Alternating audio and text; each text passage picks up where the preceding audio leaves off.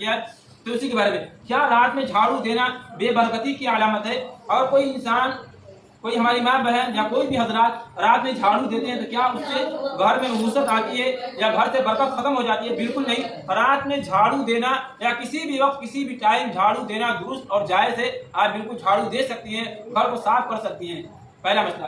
دوسرا مسئلہ، کیا عورت لہنگا اور ساڑی یا چنری پہن کر نماز پڑھ سکتی ہے یا نہیں؟ بہت سی عورتیں ہیں جو اندر میں کچھ نہیں پہنتی ہے، صرف ساڑی پہنتی ہے یا لہنگا پہنتی ہے، تو بہت سی عورتوں کا مرد حضرات یہ خیال ہوتا ہے کہ اگر ہم کچھ اندر میں انڈر ویئر یا کوئی ایسی چیز نہیں پہنیں گے تو کیا ہماری نماز پڑھنا درست ہوگا کہ نہیں؟ تو دیکھیے، اگر ساڑی پہنا ہوا ہے یا پہنی ہوئی ہے یا لہنگا پہنا ہوا ہے یا دھوتی پہنا ہوا ہے، جو اعضائے سطر ہے، اگر سطر اس کا ڈھکا ہوا ہے تو چاہے وہ کچھ بھی پہنا ہوا ہو تو اس کا نماز پڑھنا درست اور جائز ہے، کوئی کراہت نہیں ہے۔ بہت سے لوگ کہتے ہیں کہ نہیں، جب تک کہ اندر میں کچھ نہیں پہنے گا تب تک اس کی نماز درست نہیں ہوگی۔ ایسی کوئی بات نہیں ہے، یہ بے عقل ہے، اس کی شریعت میں کوئی دلیل، کوئی حیثیت نہیں ہے کہ اگر آدمی یا عورت مرد ہے تو لنگی پہن کر صرف نماز پڑھ سکتا ہے، عورت ہے لہنگا ساڑی پہن کر چنری پہن کر نماز پڑھ سکتی ہے، اس میں کوئی کراہت نہیں ہے۔ دوسرا مسئلہ۔ تیسرا مسئلہ، کیا عورت اپنے سر کے بال جوڑا کر کے نماز پڑھ سکتی ہے؟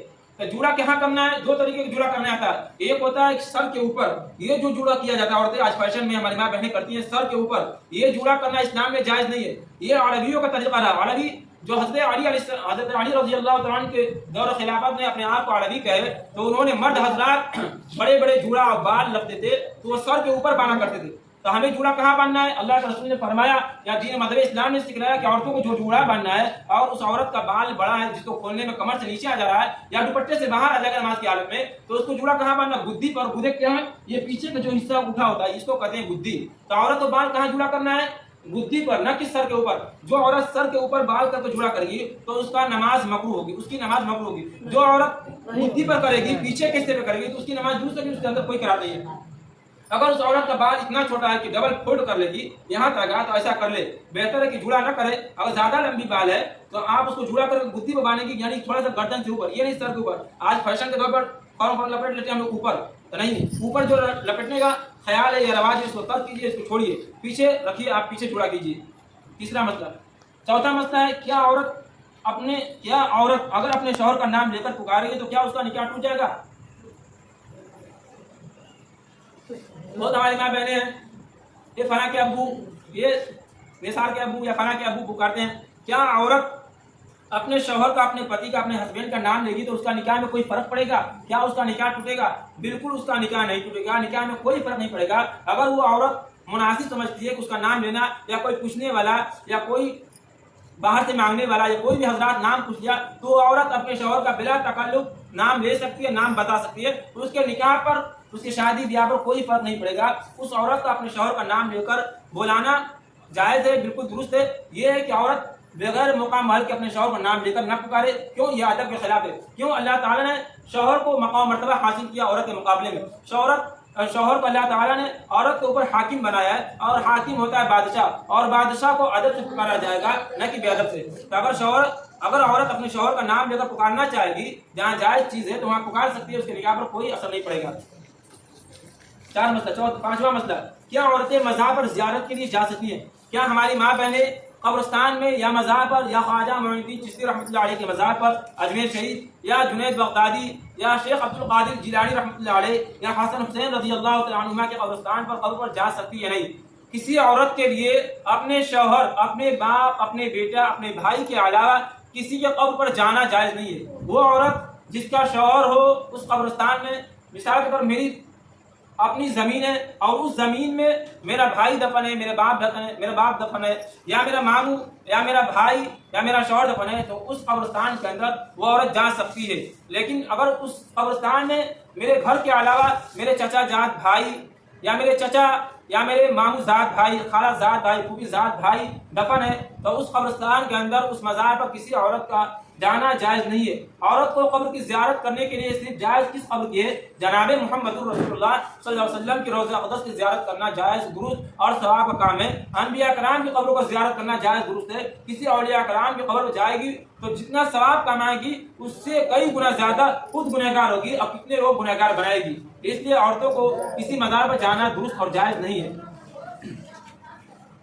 چھٹا مسئلہ، یہ عورتوں سے متعلق مسئلہ ہے، دیکھیے छठा मसला, क्या औरत नापाकी की हालत में, क्या औरत पीरियड की हालत में नमाज, रोजा और तिलावत कर सकती है? अगर औरत का महीना नापाकी शुरू हो गया, आने लगा, तो वो औरत न नमाज पढ़ सकती है, न रोजा रख सकती है, न कुरान पाक की तिलावत कर सकती है। क्या कर सकती है वो औरत? जिस तरीके से अगर वो रोजाना साल साल नमाज पढ़ती है तो उसको चाहिए कि जिस तरीके से वो रोजाना वजू करती है उसी तरीके से वो वजू करेगी, उसी तरीके से वो नमाज वाले मुसल्ले पर बैठेगी। बैठने के बाद जो जिक्र अज़कार होगा, यानी सुभान अल्लाह, अल्हम्दुलिल्लाह, दुरूद शरीफ, सुभान अल्लाह, अल्हम्दुलिल्लाह, दुरूद शरीफ, ये सब जिक्र अज़कार कर सकती है, लेकिन नमाज नहीं पढ़ सकती है, कुरान पाक की तिलावत नहीं कर सकती है, रोजा नहीं रख सकती है। बाकी जो जिक्र अज़कार है, अल्लाह ताला का नाम लेना है, नबी पर दुरूद पढ़ना है, वो पढ़ सकती है। औरत नापाकी की हालत में कुरान पाक नहीं पढ़ सकती है, नमाज नहीं पढ़ सकती है, रोजा नहीं रख सकती। बाकी उसके अलावा नापाकी की हालत में सुभान अल्लाह, अल्हम्दुलिल्लाह, अल्लाहु अकबर, अस्तगफिरुल्लाह, दुरूद शरीफ पढ़ सकती है और पढ़ना चाहिए।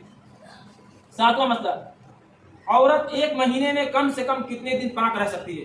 अगर किसी औरत का महीना एक महीना के अंदर 2 मरतबा आ जाता है तो क्या वो औरत कितने दिन पाक मानी जाएगी? शरीयत के निगाह में एक औरत एक महीने में कम से कम 20 दिन पाक रहेगी।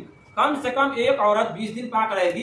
अगर 20 दिन के अंदर अंदर उसकी नापाकी पहले आ गई, मिसाल के तौर पर किसी औरत को 15 दिन ही पे आ गया, कि 15 दिन के बाद जो 5 दिन ये भी पाकी मानी जाएगी, वो नापाक नहीं मानी जाएगी। क्यों? शरीयत में 10 दिन औरत को नापाक माना गया है। किसी औरत का 3 दिन 5 दिन आता है तो उस दिन नापाक मानी जाएगी। लेकिन अगर किसी औरत का ज्यादा आ रहा है तो 20 दिन अपना गिनती के रख लेगी, 20 दिन पाक मानी जाएगी। 20 दिन तक वो नमाज, रोजा, तिलावत करेगी। 20 दिन के बाद जो 10 दिन नापाकी आएगी वो 10 दिन में नहीं करेगी। तो कोई औरत 20 दिन पाक रहती है हर महीने में, और किसी औरत का आता ही नहीं है तो जब तक नहीं आएगा महीने का तो तब तक पाक मानी जाएगी। किसी औरत को 2 महीना या 3 महीना आता ही नहीं है या सालों साल नहीं आता है तो वो सालों साल पाक मानी जाएगी। लेकिन ये याद रहे कि हर औरत हर महीने में 20 दिन पाक रहती है। अगर किसी औरत कोई प्रॉब्लम, कोई बीमारी हो तो उसको जोड़ ले कि हमारा 20 दिन अगर आ रहा है तो 20 दिन के अंदर अंदर जो आ रहा है तो 20 दिन पाकी मानी जाएगी, और 20 दिन के बाद जो आ रहा है वो नापाकी मानी जाएगी। 8वां मसला, क्या औरत नियाज फातिहा कर सकती है? नहीं। अगर कोई औरत नियाज फातिहा करने का तरीका जानती है, नियाज फातिहा क्या है, क्या नबी करीम अलैहिस्सलाम ने इस चीज को बताया है? क्या नबी करीम अलैहिस्सलाम ने इस चीज को किया है? नहीं। तो ये चीज नबी करीम अलैहिस्सलाम ने साबित नहीं है। नबी करीम अलैहिस्सलाम ने न किया है न करने का हुक्म दिया है। ये बात के लोगों ने, बात के उलमा कराम इसको इजाद किया, इसका शुरुआत किया। नियाज फातिहा कराना दुरुस्त है, जायज है, लेकिन फर्ज, वाजिब, सुन्नत नहीं है, मुस्तहब नहीं है। ये सिर्फ जायज है, कराएंगी सवाब मिलेगा, नहीं करेंगी नहीं कराएंगी कोई गुनाह नहीं होगा। क्यों? शरीयत की तरफ से इसको बयान नहीं किया गया है। ये अपने तरफ से एक अच्छी चीज है, यानी कुरान पाक की तिलावत होती है, दुरूद शरीफ पढ़ा जाता है, तो ये करना जायज और दुरुस्त है, कर सकता है। औरत भी नियाज फातिहा कर सकती है। लेकिन ये याद है कि नियाज फातिहा करने के लिए किसी चीज का सामने रखना वाजिब, फर्ज, सुन्नत नहीं है। आप रखेंगे सामने तो भी फातिहा हो जाएगा, नहीं रखेंगे तो भी फातिहा हो जाएगा। फातिहा का माना कुरान पाक की तिलावत, यानी अल्हम्दुलिल्लाहि रब्बिल आलमीन से लेकर रब्बानीन तक, और जो भी कुरान पाक के खास खास आयतें हैं वो पढ़ी जाती है। तो बेहतर ये है कि जब भी नियाज फातिहा किया जाए तो सामने कुछ न रखा जाए। क्यों? सामने रखकर फातिहा करने से हमारा अकीदा ये होता है कि जो चीज हम सामने रखेंगे तो ये चीज मुर्दे को पहुंचेगा नहीं, मुर्दे को वही चीज पहुंचता है जो आप पढ़ते हैं या जो कुछ किसी को खिलाते हैं, उसके दिल से जो दुआ निकलेगी, जो जिसको जिक्र अज़कार करेगा वो चीज पहुंचेगी, न कि ये खाना पहुंचेगा। तो खाना रखकर सामने रखना जायज तो है, लेकिन आबस के माने बेकार काम, सामने रखकर फातिहा करना ये आबस काम है, बेकार काम है। आप लोगों को बुरा लगेगा क्योंकि नई चीज है, क्योंकि आप लोग पुराने जमाने से करती कराती आ रही है। तो बहुत सारी ऐसी चीजें होगी जो हमारे दिल पर गवार गुजरेगा, दिल मानने को तैयार नहीं होगा। लेकिन मज़हब इस्लाम जब कह दिया कि हमें मानना है, जब अल्लाह की बात आ जाए, अल्लाह के रसूल की बात आ जाए, चाहे वो पिछले जमाने से हम करते आ रहे हैं, हमारे आबा अजदाद कर रहे हैं, ईमान नामी है कि जब हम सुन ले कि ये चीज शरीयत ने बताया नहीं है करने को, ये चीज ने मना किया शरीयत ने, फौरन उसको छोड़ दे। यही नाम है मज़हब इस्लाम, इसी को ईमान कहते हैं।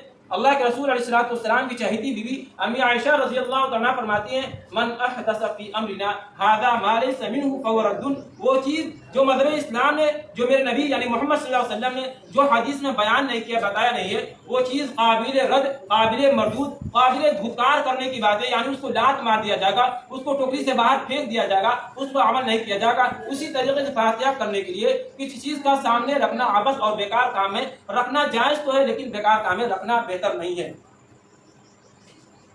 9वां मसला, क्या मर्द अपनी बीवी को तलाक देता है? क्या औरत भी कुछ कर सकती है? औरतों के मुतालिक जिस तरीके से अगर कोई औरत کسی عورت کو اس کے مرد نے، اس کے شوہر نے طلاق دے دیا، تو کیا عورت اپنے مرد کو، اپنے شوہر کو طلاق دے سکتی ہے یا کچھ کر سکتی ہے یا نہیں؟